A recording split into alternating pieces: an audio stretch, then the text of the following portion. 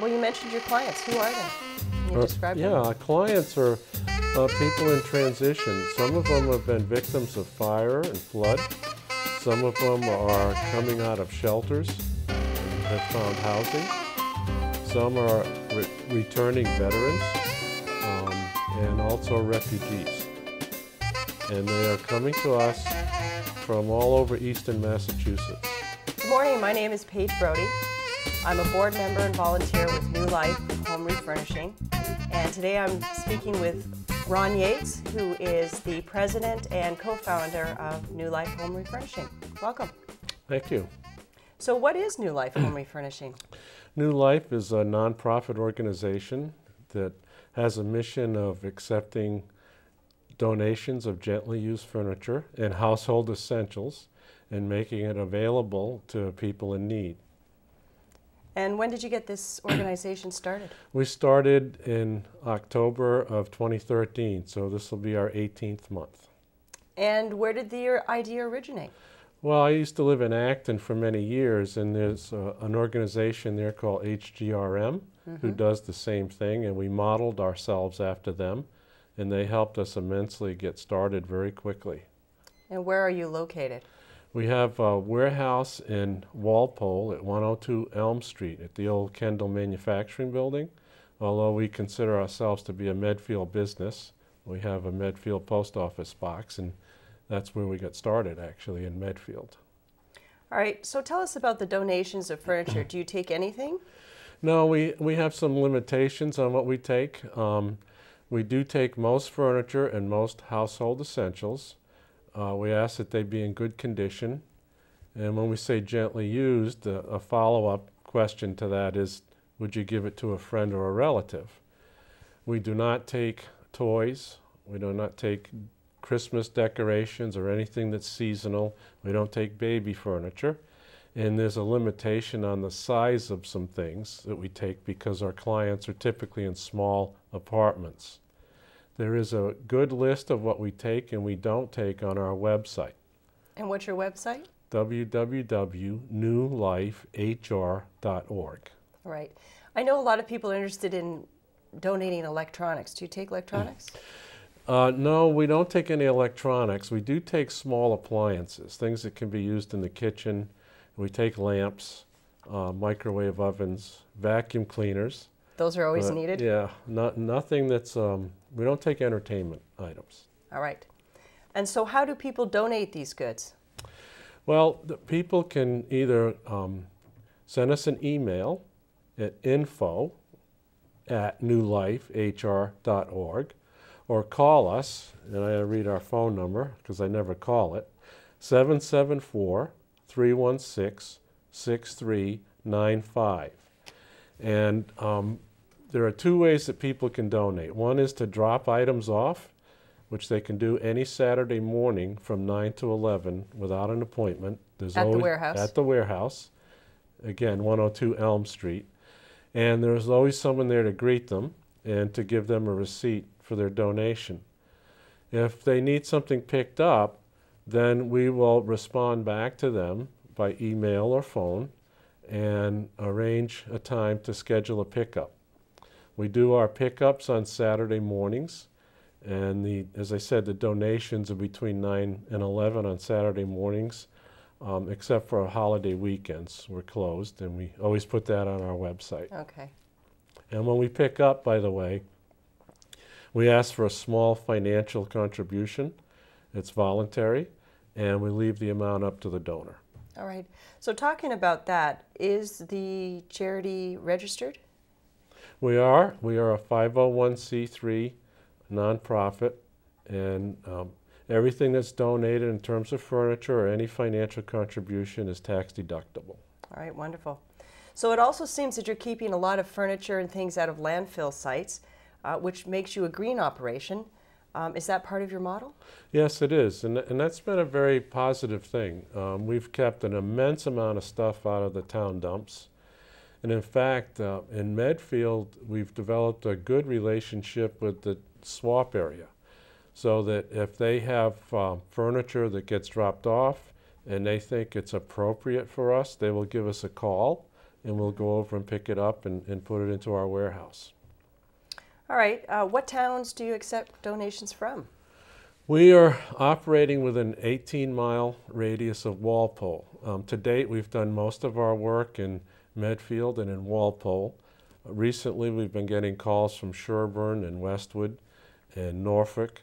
And as time goes on, we will spread our reach out a little further to Wellesley and Sharon and Holliston, for example. So I gather that anybody in those towns now can contact you, and just as long as it's within the 18-mile radius, you would be open to helping them out? Yes, we would, as long as the furniture meets the criteria that we have. And of course, people can come from anywhere if they can drop off. But that's with respect to the box truck and making a pickup for them? Right, yeah. Right. What are your greatest needs? Our greatest needs for furniture are beds. As you can imagine, it's very difficult for people in need to find a bed. We are able to accept used mattresses and box springs if they're in good condition, have no rips, have no stains, and when they come to our warehouse, we know how to check for bed bugs, which fortunately is not really an issue in the communities we're operating in. We also buy new mattresses and box springs. We're the only organization we know of who provides this service that goes out and buys new mattresses. So as part of our fundraising plan, we try and buy as many mattresses as we can. We just can't meet the total need, but we're doing the best we can. We have a relationship with a manufacturer of mattresses in Brockton, so we're able to get them at a very good price, and he delivers them to our warehouse. So you say mattresses are one of the key elements of your donations. What sizes do you accept? We accept all sizes except king size. And we also tend not to take trundle beds or toddler beds because it just isn't a good fit for our clients. The other item that's in high demand that we always have a short supply of are dining room tables or kitchen tables. So mattresses and kitchen tables are the two items that we're always short of. And I guess chairs to go along with them. And chairs, but we're able to usually cobble together something for chairs. Yeah. All right, well, you mentioned your clients. Who are they? Can you describe them? Yeah, our clients are people in transition. Some of them have been victims of fire and flood. Some of them are coming out of shelters and have found housing.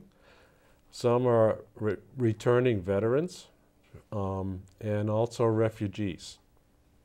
And they are coming to us from all over eastern Massachusetts. We have, I haven't done the numbers, I will do them at the end of April, but I think about 12% of our clients are local, which is Medfield and Norfolk and Medway.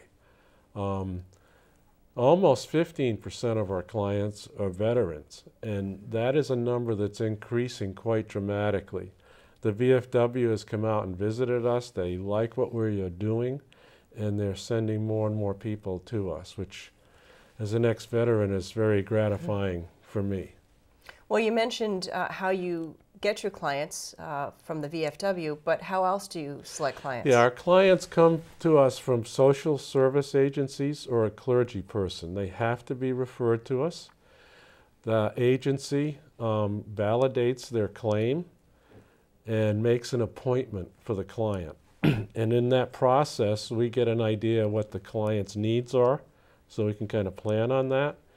And we also counsel them to come with a vehicle that's large enough to take away what they need. So often they'll borrow someone's truck or sometimes rent a U-Haul. And some of the agencies have funds to hire movers, because once a client comes, they can only come one time. Okay.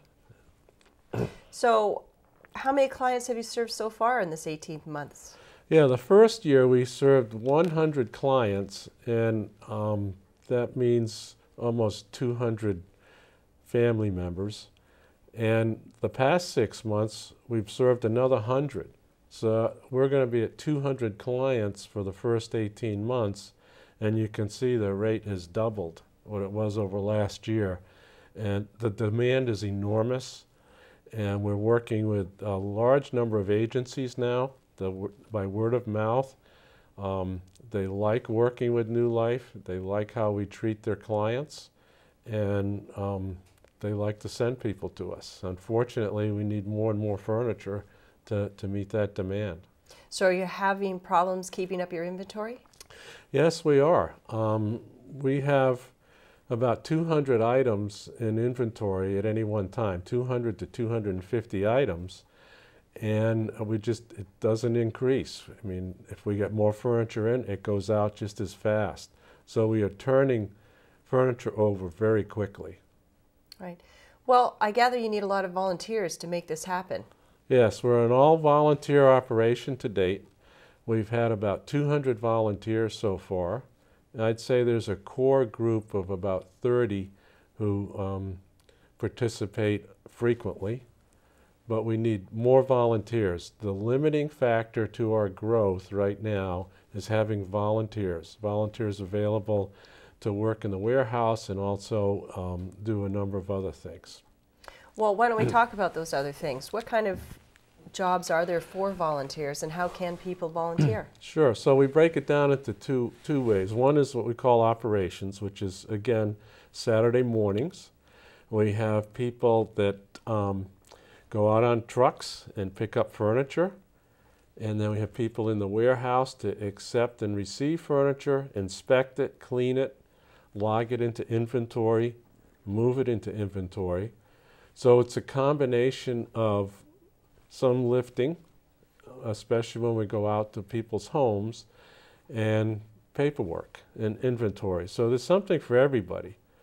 There is also a crew that comes in typically on Tuesday mornings to sort through household essentials that came in on Saturday, and they put them into sets and they label them, and then they move that into the inventory. And we have a person who comes in occasionally and does minor repairs to furniture, and someone else who does refinishing of furniture when it's needed. So there are multiple opportunities around what we call operations. And then this is also, it's a business. It's a nonprofit business. So we have various teams. We've got a fundraising team. We've got marketing and communications team, operations. We need help with volunteer administration. We need graphic artists. We need people who are comfortable with websites. We need publicity people, someone who can write publicity releases and get them placed. Simple things like writing thank you notes to people who have made donations. So there are a lot of opportunities for people to volunteer from home and help us out in a lot of ways. A big need we have is folks to answer the phone or emails when people want to donate furniture and work them through the process. So there are lots of ways to volunteer. If you go to our website, there's a tab there, volunteers, and that can walk you through some of our needs, or if you're interested, you can just leave us a message and we will get back to you. And so I gather you're pretty flexible about the amount of hours these volunteers have to donate. We're very flexible. The nice thing about it, that this is a local operation, so people don't have to go to Boston if they want to volunteer to do some good. They can do it right here in the community, and we adapt to whatever people's hours are. It's very flexible. And we try in some cases get multiple people involved with a particular task so that it spreads the work out. Right. Are there any age limitations to volunteers? The only age limit we have is 14. You have to be older than 14. Otherwise, we deem it a risk working in the warehouse if you're younger than that. And now, how are you financed? Where do your funds come from? Our funds are coming from churches. And I want to point out that UCC Medfield has been very generous to us. They gave us seed money to get started, and they've helped us all along the way.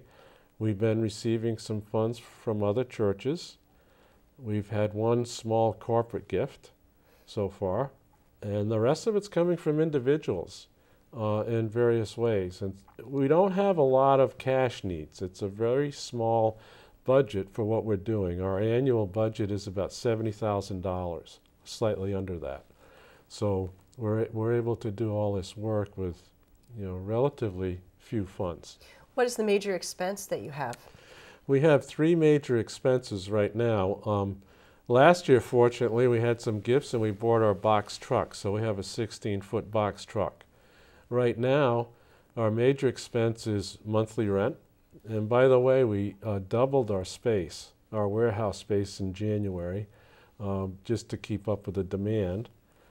The other major expense is the purchase of mattresses. Right. As I mentioned, we do it periodically. We'd like to do more of that. And then we expect to hire our first part-time person in May. So that'll be our third largest expense. The rest of it is pretty minor. All right, so how can people make financial contributions? People can contribute by going two ways. They can go to our website, and we have arrangement with PayPal, and they can work their way through the website to PayPal and make a donation. Or they can send a check to our post office box, P.O. Box 573 in Medfield, 02052. All right. Well, I hope people can join us. They're certainly welcome to learn about what we're doing. And again, you can find out all about us by going to our website, www.newlifehr.org. And thank you. Thank you.